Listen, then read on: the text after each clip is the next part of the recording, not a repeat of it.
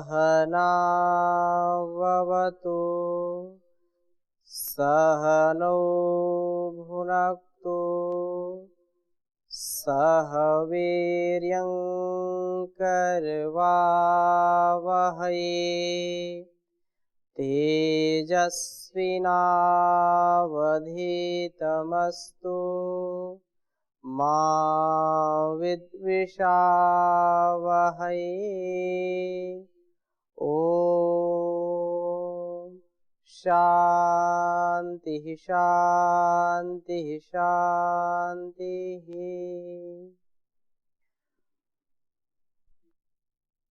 वैदिक जीवन पद्धति की इस कक्षा में आप सबका हार्दिक स्वागत है, अभिनंदन है।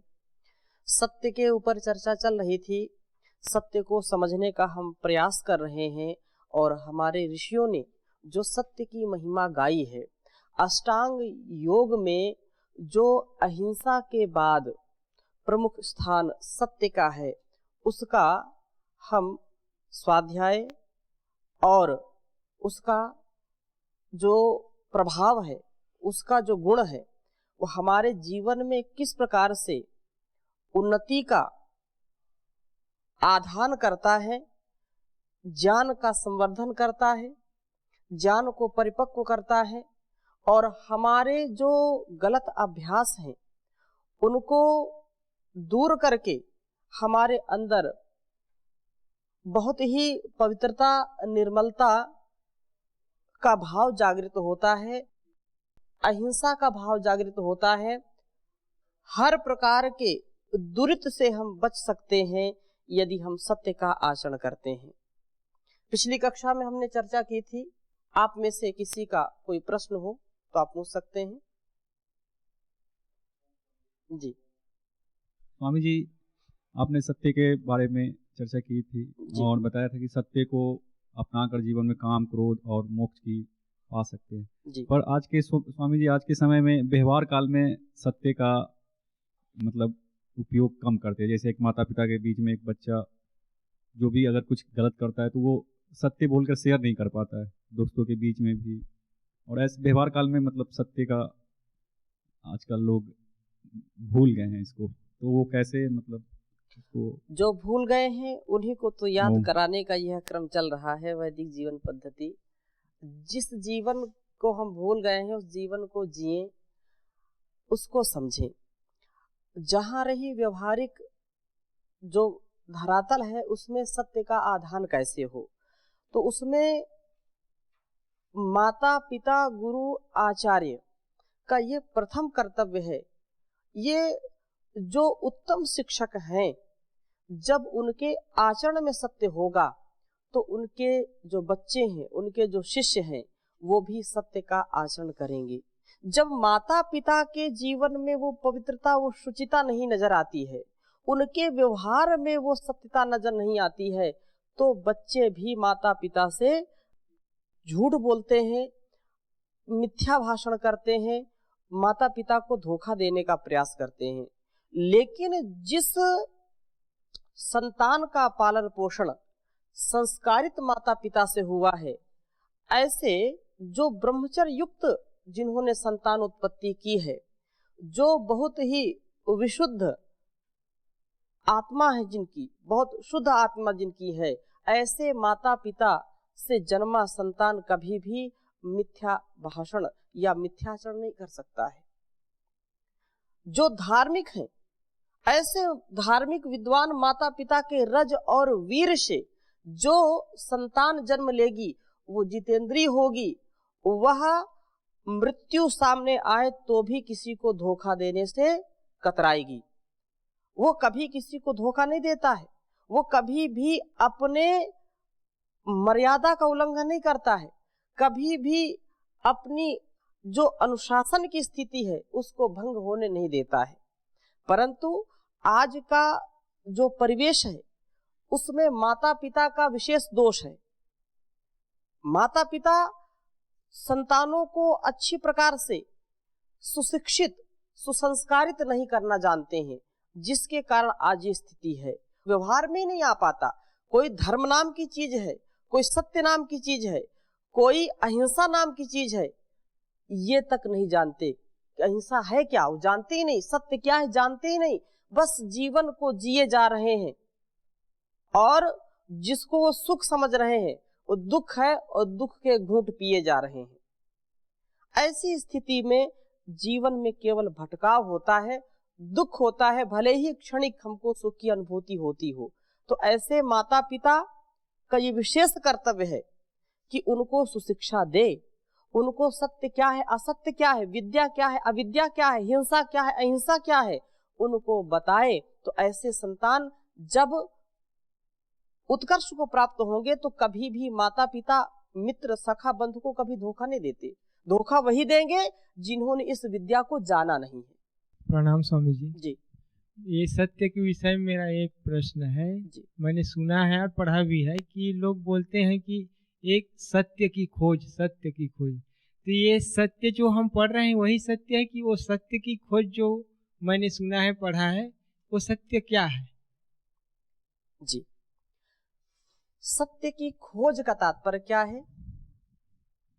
मैं क्या हूं, संसार क्या है, और जिसकी लोग ईश्वर की बात करते हो, ईश्वर क्या है भी या नहीं भी है। ये कर्म फल क्या है, कर्म फल है भी या नहीं है। मेरा जो व्यवहार है इसकी सत्यता क्या है, इसका सार क्या है, अथवा मैं जो संबंधों का, जिन कर्तव्यों का पालन कर रहा हूं उनका सार क्या, उनकी सत्यता क्या है। जो मैं धन कमा रहा हूं अथवा इस जीवन में जो भी अर्जन कर रहा हूं, क्या वही सत्य है या इसके बाद भी कोई सत्य है? मैं जिस व्यवहार को जी रहा हूं क्या यही सत्य है अथवा इससे परे भी कुछ सत्य है? मैं एक शरीर में हूं और क्या ये शरीर ही सत्य है या इससे पार भी कोई सत्य है? तो सत्य की खोज करना, सत्य की खोज का तात्पर्य क्या है? कोई ऐसा नहीं कि वो सत्य की खोज किसी पहाड़ को खोदेंगे तो सत्य की खोज आपको मिलेगी, या 7 समंदर पार जाएंगे तो सत्य की खोज हो जाएगी, या 7वें आसमान में जाएंगे तो सत्य की खोज हो जाएगी। ऐसा कदापि नहीं। जीवन का जो लक्ष्य है उसकी प्राप्ति ही सत्य की खोज है। उस जीवन का हम सदुपयोग कैसे करें, इसका पूरा पूरा ज्ञान हमको हो जाए, ये सत्य की खोज है। मेरे एक एक क्षण का सदुपयोग हो, दूसरों की भलाई हो सके, मैं सत्य के लिए जी सकूं, मेरा जो भी पुरुषार्थ हो वो मेरे कल्याण के, आत्म कल्याण के लिए हो और जग कल्याण के लिए हो। कोई भी अकल्याणकारी मैं कार्य ना कर सकूं तो इसमें सत्य क्या है, असत्य क्या है? पुरुषार्थ तो एक चोर भी करता है, पुरुषार्थ एक चोर भी करता है, कसाई भी करता है, एक डॉक्टर भी करता है पुरुषार्थ, और एक जो पशुओं की बलि देता वो भी पुरुषार्थ करता है। लेकिन वस्तुतः पुरुषार्थ है क्या? किसी को फांसी देना वो भी एक अपने आप में एक व्यवस्था है। एक ये है कि किसी को जान उसकी बचाना, अपनी जान को जोखिम में डाल करके बचाना, वो भी पुरुषार्थ है। अपनी जान को जोखिम डाल करके दूसरे की जान लेना, ये भी एक अपने हिसाब से परिश्रम है, पुरुषार्थ है, लेकिन यह कल्याणकारी नहीं है। तो इसके पीछे रहस्य क्या है? तो सत्य को जानना, और सत्य उस परमात्मा का भी नाम है। इसलिए सत्य की खोज का तात्पर्य यह है कि अपने अंतिम गंतव्य का जो रहस्य है उसको समझ लेना, अथवा इस जीवन का जो उद्देश्य है। ऐसा नहीं कि पिब भूंस रमस्व, खाओ पियो मौज करो, ये सत्य नहीं है। संसार की जो भी वस्तुएं हैं वो हमारे भोग के लिए है, निसंदेह, इसमें कोई शंका नहीं है। हमारा देखना, सुनना, जानना, स्पर्श करना, सूंघना, खाना पीना, ये सब क्या है? भोग है। लेकिन क्या भोग सत्य है? क्या इसी के लिए मेरा जीवन हुआ है? कदापि नहीं। हाँ, वो सत्य है, जल है तो सत्य है, उसकी सत्यता, उसमें शीतलता है, वो सत्य है, वो असत्य नहीं है। परंतु कहने का आशय ये है कि हम जिस उद्देश्य से यहाँ आए हैं, उस उद्देश्य की पूर्ति का जो रहस्य है उसको जान लेना सत्य की खोज है। नहीं तो यहाँ पर हम बचपन से लेकर के बुढ़ापे तक केवल अनेक प्रकार के दोषों से, अनेक प्रकार के रोषों से प्रताड़ित होते रहते हैं, अपने जीवन को खोते रहते हैं। तो यह सत्य तक हम पहुंच नहीं पाते। सौभाग्य है हमारा कि हम भारतवर्ष में जन्म लिए हैं, ऐसी धरा पर जन्म लिए हैं। और आपका हमारा तो विशेष सौभाग्य है कि परम पूज्य स्वामी जी महाराज के चरणों में और सारे तीर्थों का जो तीर्थ है हरिद्वार, हिमालय की गोद में आप हैं, ऋषि तुल्य हैं यहाँ पर, तो इससे बड़ी सत्य की खोज क्या हो सकती है। महत सौभाग्य है। आप चीजों को समझ पा रहे हैं कि ये एक एक बारीकी को समझ पा रहे हैं यहाँ से वैदिक गुरुकुलम से। लेकिन वो लोग जो विदेश में, पाकिस्तान में, ईरान, इराक में, मैं आक्षेप नहीं करता हूं क्योंकि वो परमात्मा की व्यवस्था है, कोई जर्मनी में, इंग्लैंड में, वहां भी धर्मात्मा लोग हैं, लेकिन वहां इस चीज में बड़ी भ्रांति है कि वस्तुतः जीवन है क्या, संबंध है क्या, हमारा कर्तव्य है, ईश्वर क्या है, आत्मा क्या है, बड़ी भ्रांति है। लेकिन आज यहाँ भारतवर्ष में एक छोटे से बच्चे से पूछो, वो भी जानता है मोक्ष क्या है, वो भी पूर्व जन्म को जानता है, पुनर्जन्म को जानता है, आत्मा परमात्मा की बात जानता है। लेकिन अन्य देशों में इसके प्रति बड़ी भ्रांति है। तो सत्य का हम सदा अन्वेषण करते रहें, सत्य की खोज में लगे रहें। और जो चीज, सत्य का मतलब क्या है, जो हमारे कल्याण के लिए, इस जीवन के कल्याण के लिए और जगत के कल्याण के लिए जो भी चीज हो गई, उसको बुद्धि में ला करके, समझ करके वैसा जीना, ये सत्य की खोज है। सत्य का केवल जब हम किसी चीज की खोज करते हैं, खोज करने के बाद क्या होता है भाई, कोई एक तो चीजें, ऐसा नहीं कि सत्य कहीं खो गया उसको खोज रहे हैं। ऐसा खोजने का मतलब क्या है कि कहीं खो गया और उसको खोज रहे हैं। सत्य कहीं खोया नहीं है, सत्य तो हमारे अंदर प्रतिष्ठित है। लेकिन सत्य को हम जीने का, समझने का, समझ करके जीना आरंभ करते ही तो है भाई। खोज का मतलब क्या है, खोज की है, वैज्ञानिकों ने कोई खोज की है, जो पहले से उपस्थित है उसकी, भाई कोई चीज यहां पर रिसर्च कर दिया ना, पुनः खोजना, उस चीज को हम भूल गए या समझ नहीं पाए तो उसको खोजना, दिखाई नहीं देता है वो, हम समझ नहीं पाते हैं तो उसको रिसर्च बोल दिया। तो ये जो हमारे अंदर, हमारी वाणी का, हमारे व्यवहार का, हमारे जीवन का जो सत्य है, उसको समझ करके हम वैसा जीने का प्रयास करेंगे तो निसंदेह मैं आपको बार बार इस बात को कहता हूं कि जितना जितना हम इन ग्रंथों का स्वाध्याय करते हैं, सत्संग करते हैं, उतना उतना लगता है अरे इतना ऋषियों ने हमारे लिखा। एक एक चीज को मैं समझ रहा हूं तो देख करके, समझ करके रोम हर्षित हो जाता है। इसी में और कोई प्रश्न किसी का? जी स्वामी जी प्रणाम। ये सत्य की जो खोज है वो तो जब दिखाई नहीं दे रहे तभी तो खोज की बात आ रही है। यदि दिखाई देता तो खोज की बात नहीं आता।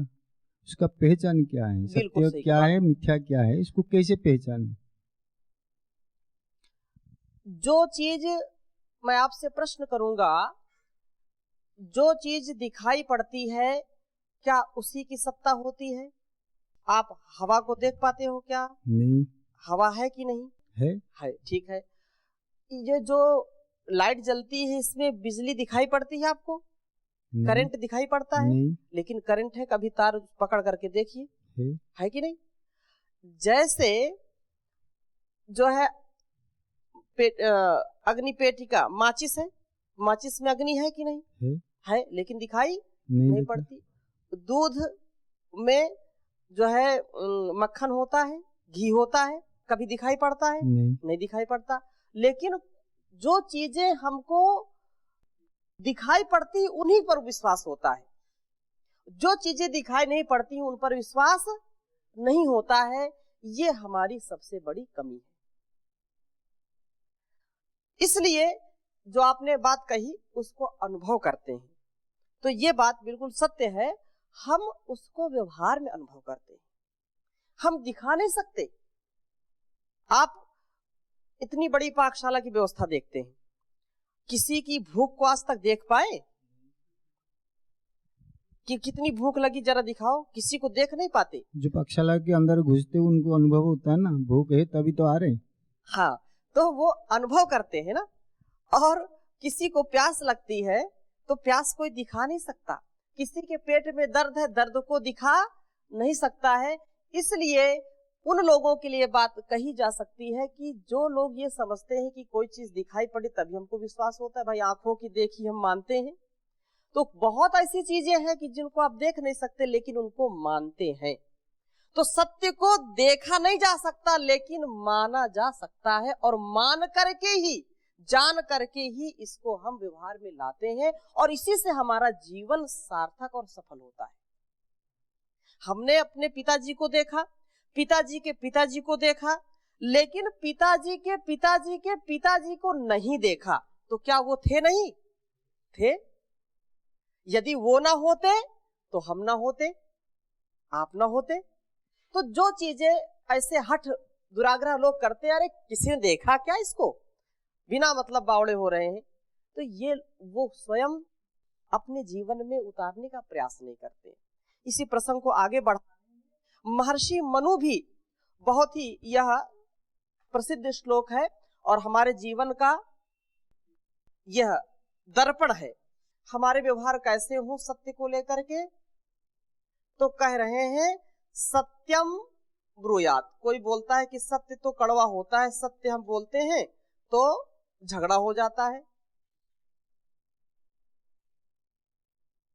सत्यम, महर्षि मन बोले हैं ऐसे, सत्य भाषण तथा प्रिय भाषण करें, सत्य तथा प्रिय भाषण करें, उसके लिए यह उपदेश कर रहे हैं। सत्यम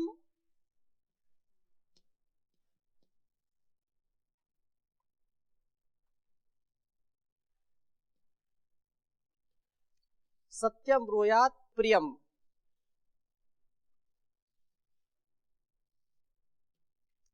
सत्यम ब्रूयात प्रियम,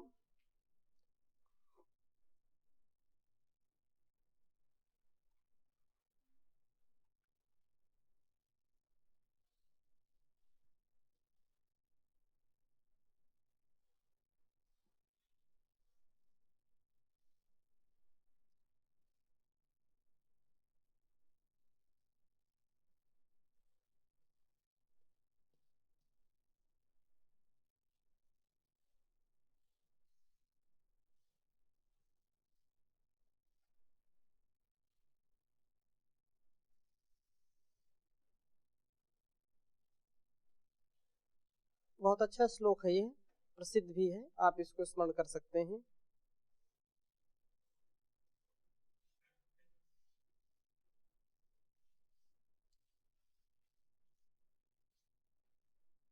और आगे कह रहे हैं प्रियम चा नानृतम ब्रूयात,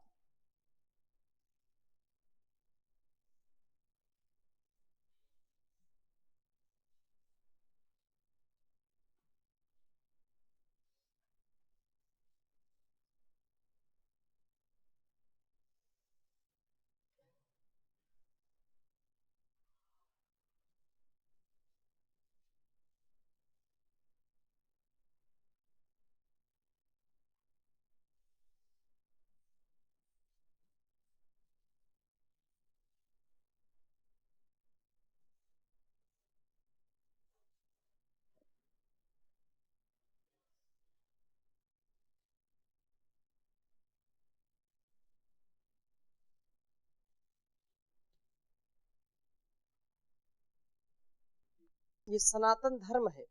यदि हम सत्य बोलते हैं, सत्य का आचरण करते हैं, तो यह बहुत ही धर्म है। धर्म के प्रसंग में भी हमने इसका जो है स्वाध्याय हमने किया था।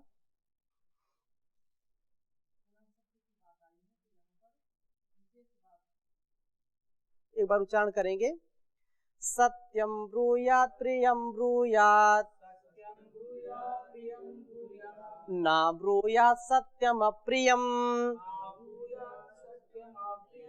प्रियम चानानृतं ब्रूयात, एषः धर्मः सनातनः। सत्यम ब्रूयात प्रियम ब्रूयात, हम सत्य बोले और प्रिय बोले। सत्य का आचरण करते हुए महर्षि मनु लिख रहे हैं कि मनुष्य सत्य बोले, सदा ही सत्य बोले और उसको प्रिय अर्थात मधुर, शिष्ट एवं हितकर रूप में ही बोले। जैसे मैंने कहा था कि प्रिय, जो प्रिय हो और शिष्ट हो, शिष्ट मिष्ट इष्ट, हाँ, ऐसे बोलना है। तो वही महर्षि मनु लिख रहे हैं कि कैसे मधुर बोले, शिष्ट बोले। मधुर मतलब मिष्ट बोले, शिष्ट बोले, इष्ट बोले, जो हितकारी है उसको ऐसे रूप में बोले। और कह रहे सत्यम अप्रियम ना ब्रूयात, सत्य भाषण भी अप्रिय और अहितकर भाव से नहीं बोलना चाहिए। एक बात को कहने के हजारों ढंग होते हैं, परंतु ये कहने वाले को ऊपर निर्भर करता है कि वह बात कैसे कहे। छोटी छोटी बातों को हम बहुत जो है गहराई से समझने का जब प्रयास करते हैं, उनको जीने का प्रयास करते हैं, तो हमारा जो व्यवहार है वो अच्छा होने लगता है। व्यक्तिगत जीवन से भी हम बहुत कुछ सीखते हैं। मैंने भी इस व्यवहार को समझने का परम पूज्य स्वामी महाराज के निर्देशन में और उनके आशीर्वाद से आपके बीच में ही, कि यदि हम जितना आक्रोशित होकर के सत्य बोल रहे हैं, लेकिन यदि हम उसी सत्य को आक्रोशित होकर बोलते हैं तो उससे हमको भी जो है हित नहीं होता, हमारा भी हित नहीं होता है और दूसरों का भी हित नहीं होता। लेकिन उसको कहने के ढंग में बहुत अंतर हो जाता है, व्यवहार उससे मधुर बने रहते हैं। यदि हमने उसी बात को बड़े जोर से कहा, कठोरता से कहा, तो उससे दिल दिमाग में हमारी छवि भी खराब होती है, व्यवहार भी खराब होता है, हमारा शरीर भी स्वस्थ नहीं रहेगा और हमारी जो व्यवस्था वो भी स्वस्थ नहीं रहेगी। इसलिए हमारे जो व्यवहार हो उनमें बड़ी मधुरता चाहिए। मधुरता का तात्पर्य कदापि नहीं होता है कि लोग बोलने लगते हैं ये तो मक्खन पालिश करते हैं, ये तो चिकनी चुपड़ी बातें करते हैं। चिकनी चुपड़ी बातें नहीं, यहाँ पर सत्य बोलने की बात कही जा रही है और सत्य को भी हितकारी और शिष्टता कहने की बात की जा रही है। उसी बात को हम जोर से कठोरता पूर्वक कह सकते हैं, उसी बात को हम बहुत ही सरलता से कह सकते हैं। तो सरलता से कहने वाला व्यक्ति ज्यादा श्रेष्ठ होता है। तो ये कह रहे हैं, उदाहरण भी दे रहे हैं कि अप्रिय और अहितकर भाव से न बोले। जैसे अंधे को अंधा, काने को काना, लंगड़े को लंगड़ा ना कहें। फिर क्या कहें? यसमंजस है भाई। अंधे को अंधे ना कहे तो क्या कहे? ये बोले ए अंधे इधर आजा, उसको कष्ट होगा है? और यदि उसमें कोई शब्द दूसरे बोल दे, बात तो एक ही है? अंधे जी इधर आइए, भाई सूरदास जी बोल सकते हैं, प्रज्ञा चक्षु जी बोल सकते हैं। हाँ, ये थोड़ी शिष्ट भाषा हो गई। हाँ, तो ऐसे ही लंगड़े को लंगड़े बोलने से भी झगड़ा होता है। हाँ, उसको बहुत ही बुरा लगता है।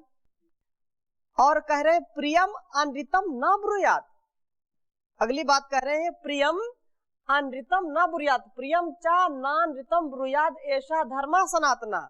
यही धर्म है, सनातन धर्म है ये, कि प्रियम प्रिय या हितकर भी झूठ ना हो। बहुत बिल्कुल झूठ है, लेकिन इतने प्यार से बता रहे हैं कि बहुत ही अच्छा है, ये बिल्कुल सच्चाई छिपी है इसमें, और वो है झूठ। तो झूठ को प्रिय ना बोलें, झूठ हो तो उसे ना बोले, अर्थात दूसरे की चाटुकारिता और प्रसन्नता के लिए असत्य भाषण कभी ना करें। यही सदा सर्वदा सर्वत्र पालनीय धर्म है। सत्य को हम जाने माने और उसको जीने का प्रयास करें। महर्षि दयानंद भी लिख रहे हैं इस पर कि मनुष्य सदैव सत्य बोले और दूसरों का कल्याण कारक उपदेश करे, अकल्याण ना हो, और काणे को काड़ा मूर्ख को मूर्ख आदि अप्रिय वचन उनके सम्मुख कभी ना बोले, और जिस मिथ्या भाषण से दूसरा प्रसन्न होता हो उसको भी ना बोले। यही धर्म सनातन है। इसलिए मनुष्य को सदा भद्र व्यवहार करना चाहिए, कल्याणकारी व्यवहार करना चाहिए, जिससे उसके जीवन में जो है पवित्रता का आधार हो सके, पवित्रता का वास हो सके। नहीं तो लोग जो है झूठ बोलेंगे तो दुख उठाएंगे। झूठ बोलना दुखी रहना, सत्य बोलना सुखी रहना, इससे मन की प्रसन्नता आती है, और मन प्रसन्न है तो फिर पवित्रता यदि अंदर है तो पवित्रता बाहर है। मन कहते मन चंगा तो कठौते में गंगा।